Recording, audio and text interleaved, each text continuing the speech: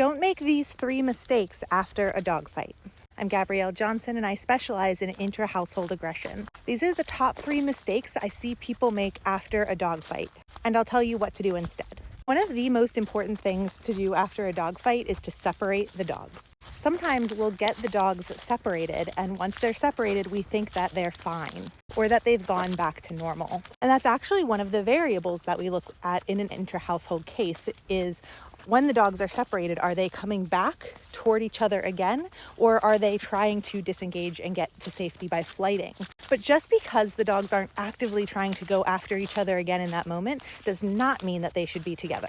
In fact, the dogs are primed for another fight for several days after that initial conflict. I always recommend at least 72 hours of separation after a dog fight. In a related vein, another common mistake is to underestimate the amount of stress the dog is still experiencing. If someone in your home physically attacked you, your body language and your more overt behavior might go back to a normal baseline much sooner than you are actually okay.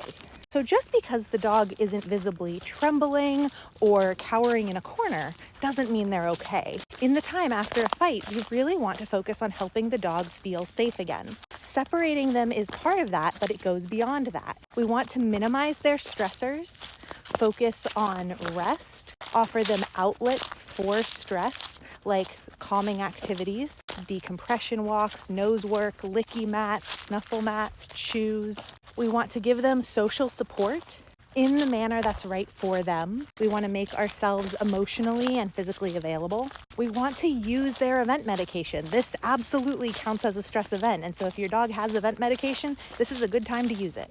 And we want to avoid further trigger stacking. Finally, a third common mistake that I see people make is to assume that this fight was a one-off. The 3 most common triggers for intra-household conflict are resource guarding, arousal, and tight spaces, and often a combination of those 3 things. Not always, but often, there's conflict brewing in other aspects of the dog's lives, and this is one space where things tipped over first. But things are unlikely to get better on their own, and there's a big risk that things could get worse. Talk with your veterinarian and reach out to a certified dog behavior consultant specializing in intra-household aggression.